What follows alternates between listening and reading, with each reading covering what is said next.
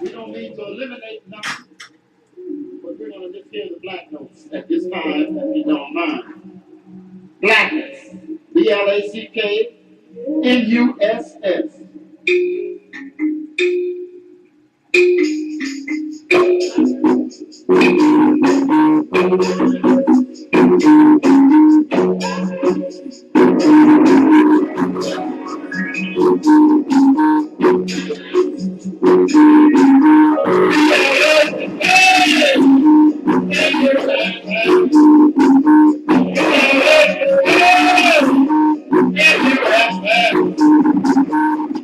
Welcome back, everyone. That was BLACKNUSS by Rayson Roland Kirk, which was a gift from my friend Jason. Gave me the song, and it became sort of a theme song for the show. Because it's the way he says it at the beginning. It's not about excluding anybody. It's about just focusing on the black notes. And we were just, we're not ignoring anyone, but we're just focusing on our blackness. So one of our good shows this year was with Chioma Naji, where she came in and she spoke about HIV/AIDS in the African community, African continent community. But it ended up being a conversation about how we see each other, how we treat each other as people of African descent. But also you highlighted the issue of Ebola, Hassan. Tell us, you're from Sierra Leone, and we also had a show on Ebola, and you had shared some of the stories about the stigmatizing that came with that when folks heard that you were from Sierra Leone. Right. Well, even though I've been here for a while, yes, but the way Ebola was put out there in the media, it was like the world was about to end, and those from Sierra Leone were going to kill you. So it was tough in here, but it was also even tough for people back home and just having family there and knowing what was going on. At that time, my wife was still there, and she was a nurse working in the Ebola. She was trying to help people, and it was a tough situation. A lot of people here, based on what they were hearing from the news, thought that, if I speak to you, touch you, hold you, whatever the case may be, this was going to happen, and that's how it was. And as we know, almost a year later, the world's still here. Yeah. People are okay, and we're moving forward. But I was happy that we're able to shine a light on that and see how, not only showcasing what Ebola was, but also how people react to you because of what is being spread around. And we're gonna play a little bit of that. Gosh, we look so different. Play a little bit of the show where you talk about it. Welcome back to the Soulful Afro show with Ms. Yvette and our special guest, Ms. Chioma. All right. So let's jump right in. So Hassan, you said you had a story of something that happened to you. Can you? Yes. A few stories, but this one really kind of shocked me. And I sat in a restaurant for a while and spoke to her. So I walked in, and it's a Caribbean restaurant, and there was this lady, older lady, talking to this guy about Ebola.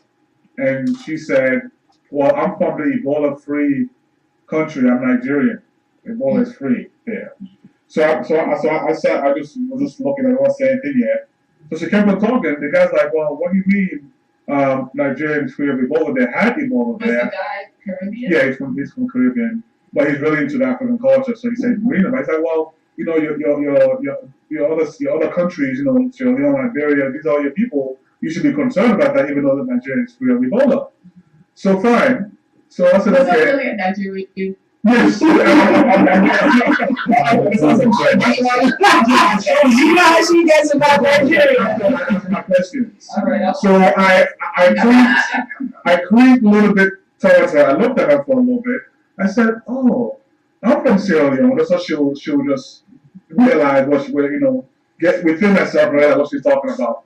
I said, well, I'm from Sierra Leone. I know my family's there right now, and it's a little terrifying for me. And she's like, "Oh, I'm sorry, for your family," and so on and so forth.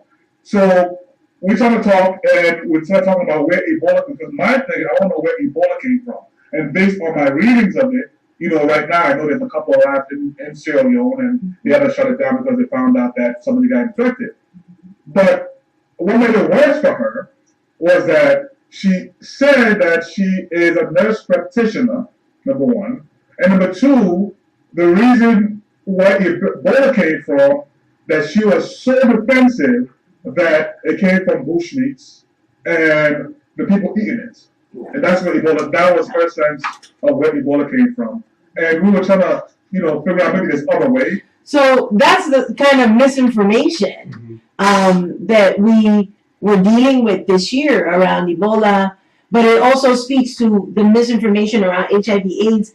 But also, one of the things that Chioma spoke about is how we treat each other and how we deal with each other as people of African descent, with the stigmas that others put on us and we then perpetrated ourselves.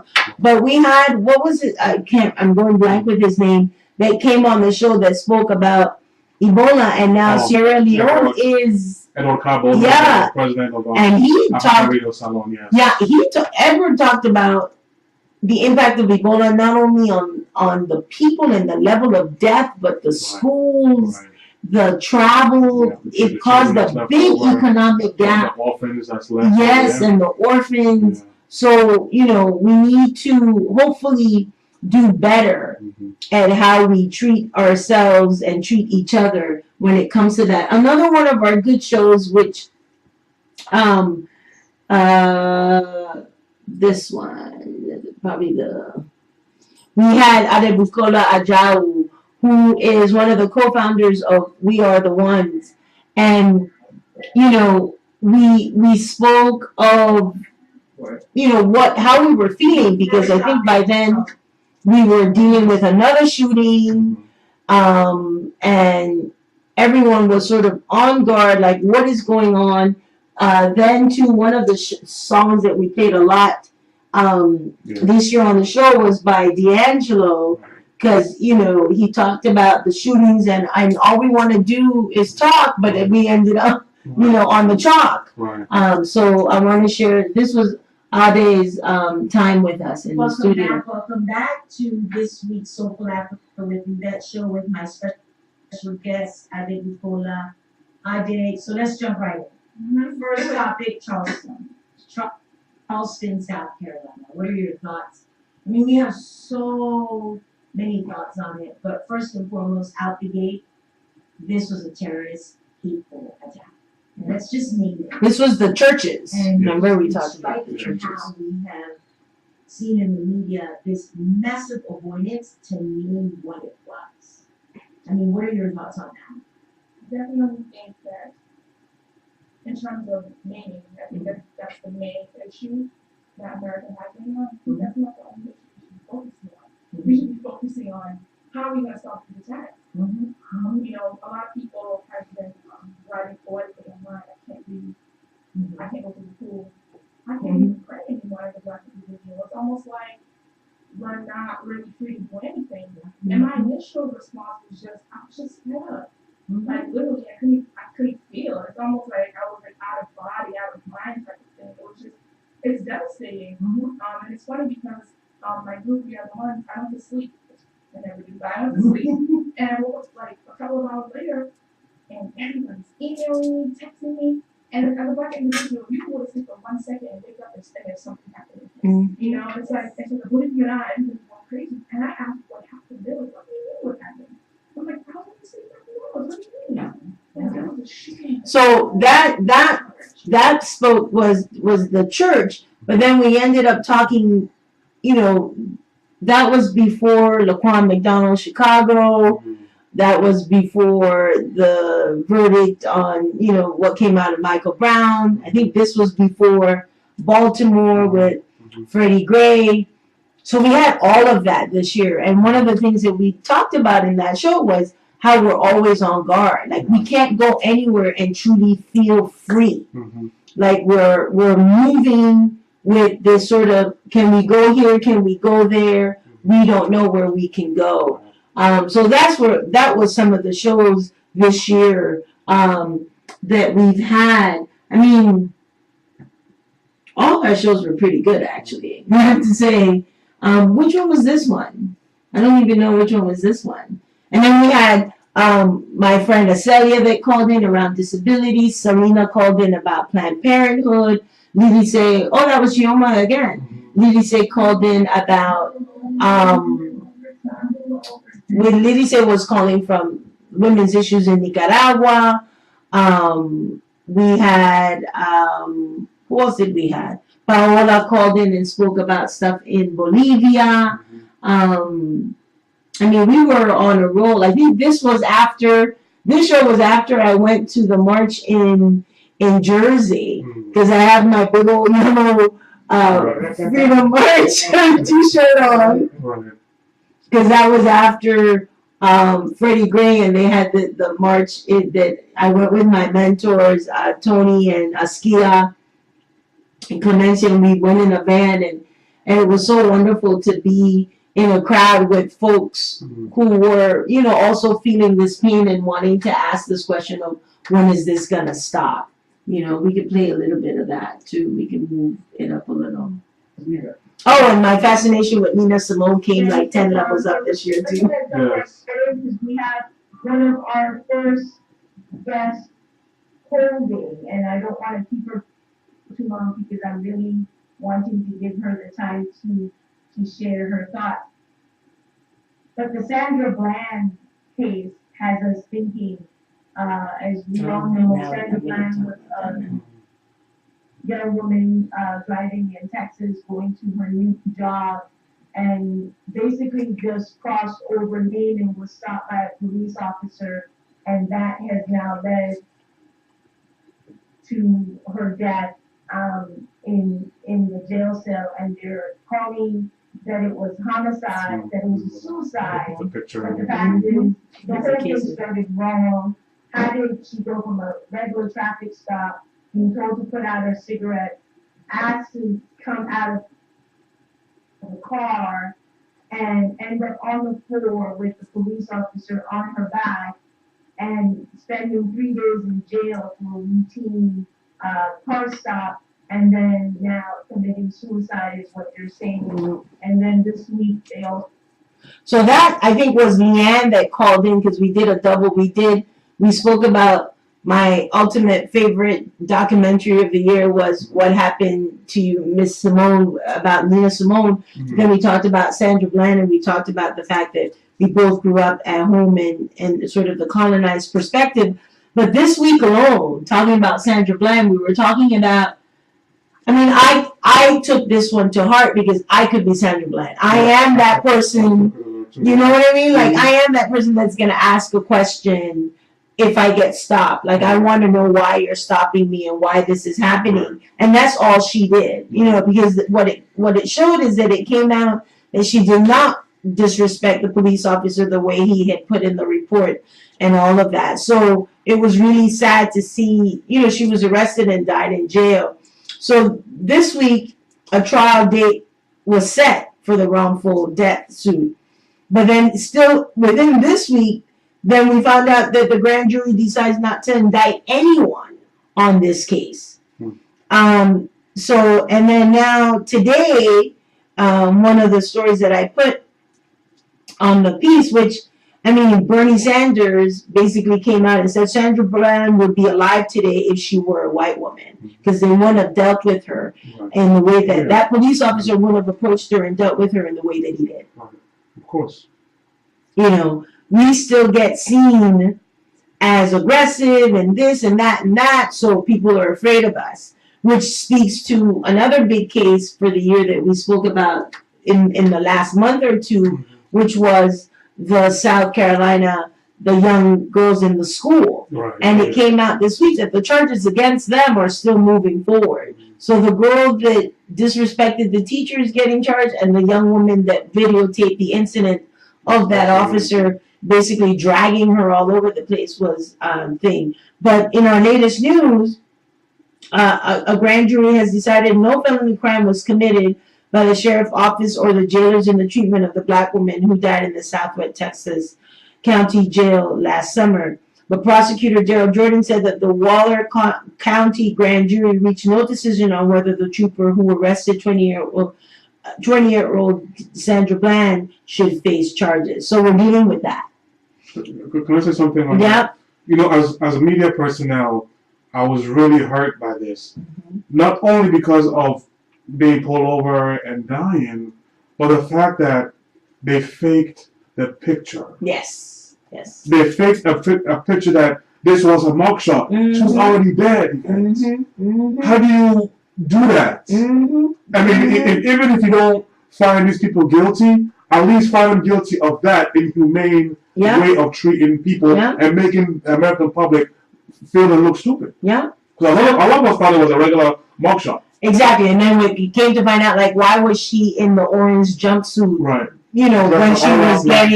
When she was getting, processed. Right, like, why was she in that already? So it's sad. So we'll be watching that for 2016. Right. Another thing that we're watching for 2016 is the Freddie Gray case. The first officer was found, not guilty. It was deadlocked. So one of the things that the stories that also came out is, and I love this quote that I put on the Soulful Afro page. The story was in The Root. It said, "We need a conviction. Baltimore reacts to mistrial in the Freddie Gray case." And there was this quote at the end of the piece. It said, "Freddie Gray did not die in vain," said Rose, "before he was arrested. Freddie Gray lives in all of us. We are fighting for more than Freddie Gray. We're fighting for our lives. We're fighting for people that look like Freddie Gray, for Tyrone Davis, for Anthony Anderson, for Tamir Rice, and for Keith Davis." And that's why each case became more and more important. It's like, okay, the shootings are getting uglier. Tamir Rice, this young boy, fake gun. You couldn't have done something to figure this out, So it's all these people, it started from Trayvon was the big one that sort of became, was a test, I guess. the big piece. That's the question. Do you think if Zimmerman got convicted, do you think this would have continued, or did they think, well, since he got away with it, you know what, maybe we'll continue to get away with it as well? I think it feels like since he got away with it, then we're gonna get it, because there doesn't seem to be a massive apology coming from the police. The Laquan McDonald case that happened last year, a month or so after Michael Brown, and they held it till a month ago we were talking about this, that they finally released the video 16 times and whatever. I mean, how do you hold this story and now come out with it and, don't understand why people are so upset? People are really upset because of that. But it speaks to one of the things, and we're in the media, Hassan, and you can speak to, the bias, how things are reported about us by others. And that's why this space is so important, because, we get to speak on the issues that are really affecting us in the way that it affects us and not have to sugarcoat it. Versus, most of what we've dealt with this year has been how the media has presented some of these cases, already presented some of these victims as perpetrators. The South Carolina, the young girls, or even the Michael Brown, it was like, oh, he was swinging a knife, but when you see the video, he wasn't really swinging the knife at the officer. Michael Brown, was walking away. The young girl in the high school, no matter what she did did not deserve all of that. But some folks thought that there were two wrongs in that, the officer and her. So we really need to pay attention to how we're going to name these things in 2016, how we're going to take care of ourselves in 2016, because all these cases that we're talking about from 2015 are still going on, and which means that we're still going to have to deal with some of this stuff, in 2016. But let's go to some good stuff. I traveled a lot this year. We had many presentations. Went to DR to deal with the DR Haiti issue, the women's conference. Met Sister Modi, who we interviewed, who is a fierce leader from the Republic of Congo, living in Belgium. Met Sister Katerina, who did a wonderful interview, go back to the Soulful Afro page and talked about being proud of being an Afro descendant. Sheena, who was from Kenya, living in South Africa, had a great presentation at Vanderbilt University. Had another really good experience with our events here. We had our Raising Our Voices conference with Quito Swan and Rosa Clemente. That was a really great experience. What else did we have this year? Went to New York for the Panamanian marching bands. What else? What stands out for you, Hassan? I know you told me about you went to New York. You met some individuals in regards to the race war back in Panama. Yes, and we did that, and I met the Venezuelan president. Really met with some strong Afro-descendant leaders from different countries this year: Venezuela, Panama, then Honduras. This year the UN kicked off the Decade of People of African Descent. Spoke with sisters from Liberia, Sierra Leone, Nigeria, South Africa. We had a show, an event at the UN. We had that. What else did we have? Hung out with Michael Bivins. Had a race here in Boston. Had a great birthday.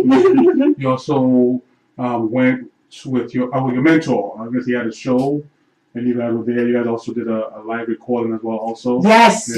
We had that, and we went everywhere. I was all over. It was a good year. It was a good year, and then I had that moment that in the conference where that song, Sister played that song. Remember? Mm-hmm. And wait, let me.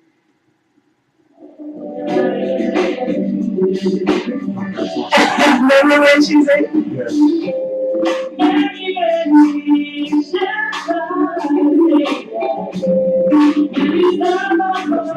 Yes. Yes. When Nadelka Prescott sang that at the Raising Our Voices conference, and that song "Beautiful" became one of my favorite songs to play on the show. What are we thinking about 2016 as we start closing down? Well, we've been around for over 3 years now. I know, oh my gosh, and I'm less nervous. I do better at planning the show. What I did realize today, and I said this to some colleagues, I need to have more male guests. So I'm not, I love men. Yeah. So we need to bring the men to have the conversation. We have the conversation, but it would be great to have some more male guests. So that's one thing for 2016. And I think we need to continue what you're doing. I think, actually, I've been researching when I found out we're doing this show today. Mm-hmm. I think you and Roland Martin were one of the few individuals of color that actually covered all these things. It seemed like BET, TV One, all those were kind of silent. Even when they were in Mad March. Yeah, we covered that. They didn't even showcase that on TV. So I think let's continue to be the voice. I know we're working on going on TV on BNN. Yeah, we're trying to get into BNN. BNN, if you're listening, just give us their time. Right. So, and then we want to make sure we're more interactive with our listeners. Maybe do some shows out there and outside to get, maybe during the summertime to get more of our listening audience to know who you are. Yeah.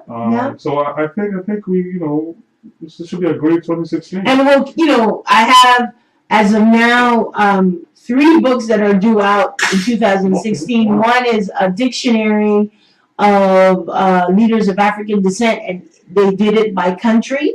And I submitted 2 pieces of 2 leaders of Panama. Okay. Another is my poetry book that is right now about to go to print in Panama, and it's called Nubian Butterfly: The Transformation of a Soulful Heart. Wow, so that's 100 plus of my own poems in one book. Great. And the third piece that should be coming out this year is a sort of a second part to one of my first chapters in one of my first books, The Afro-Latino Reader, History and Culture in the U.S. This piece is called Black Every Day, and it's an exchange and an interview with Tiana Pachel, Dr. Tiana Pachel. Okay. And I love that piece. I cannot wait for folks to see that piece. So that book should be out at some point, I think between March and May. Wow. So those are some of my writing pieces. I'll continue to write my blog. You know, I started writing a blog to close out the year. It's going to take me some time. And what I was thinking is that it's not that I don't have anything to write. It's that it's been so much to write. You know, when I made that list, Latina.com made that list of bloggers to watch, and I'm one of them. And some of these young sisters like write. I write every day. The question is, what do I put out, and what do I choose to put out?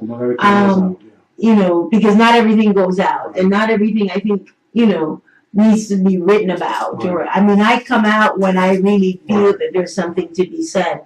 So hopefully, 2016, I will continue to do that. Have a book for us to work on. Okay. What is it going to be about? You know what? It has to do with us being real. And why I say this is, I saw a book a few months ago. I think it said the truth about America. Yeah. So I'm like, since the world has put so much damper and negativity in the Afro-Latina truth, what if we write a book that puts the truth about that, from the inventions, from who built the White House? There's different things that showcase the truth about our people. There's that Gone with the Wind, and then there's a book called The Truth Done Gone, which is sort of a response to the truth. So we do need some of those moments, you know. But an ongoing topic when we talk about kind acts and we talk about has been self-love and self-care on the show, because we went through a lot this year, but internally what I realized too is, I feel really good where I'm sitting right now. Feel really grounded and good that I've been able to navigate all this stuff that has come at us this year, and still standing, and still healthy. It's true. It's a blessing, it's a curse. Yes. It's a blessing because we're able to go through it no matter what we've been through. But it's a curse that we become very immune to it. Yes. Some we can't be, because what we do here, we need to pay attention. We need to be on the cutting edge of what's happening. But I do, some folks have folks around me that can go, they're not even thinking about some of this stuff. So, they can deal with that, but we can't. We don't have that luxury. But one of the things before we're going to take a break and then do our thoughts for the new year is, self-love. And I've had some friends in crisis this year around relationships, and I even had some moments, and I leaned on you, and if you really know who you are and you love yourself in the process, you're not willing to give that up to anybody. And it was so funny that today, one of the articles that caught my attention was 8 reasons being single is better than being in a mediocre relationship. And I was like, yes! Because, there's nothing wrong with sitting with yourself and being happy with self if it means that, what you want is not standing before you. So I'm coming out of the year with that thought, and knowing that, I've had some wonderful moments this year, and I will have some wonderful moments in the new year. But keeping in mind that I don't have to give myself up and to get that, So we're going to take a break, a short break, and then come back with the ending part of the show. And this song was my salsa, so because we had Spanish segments on the show. Yes. So this song became one of my salsa favorites. So para todos los latinos, esta fue una de mis salsas favoritas del año. que lo tocamos aquí en el show unas cuantas veces, porque esto me pone a bailar, pero me gustan las letras de esta canción porque dice loco pero feliz. You know, I love the lyrics of the song because it's saying, yeah, I'm kind of crazy, but I'm happy with my own craziness. Yes. So that's what I love about this song. So I'm going to play it a little, Okay. and then we are going to be right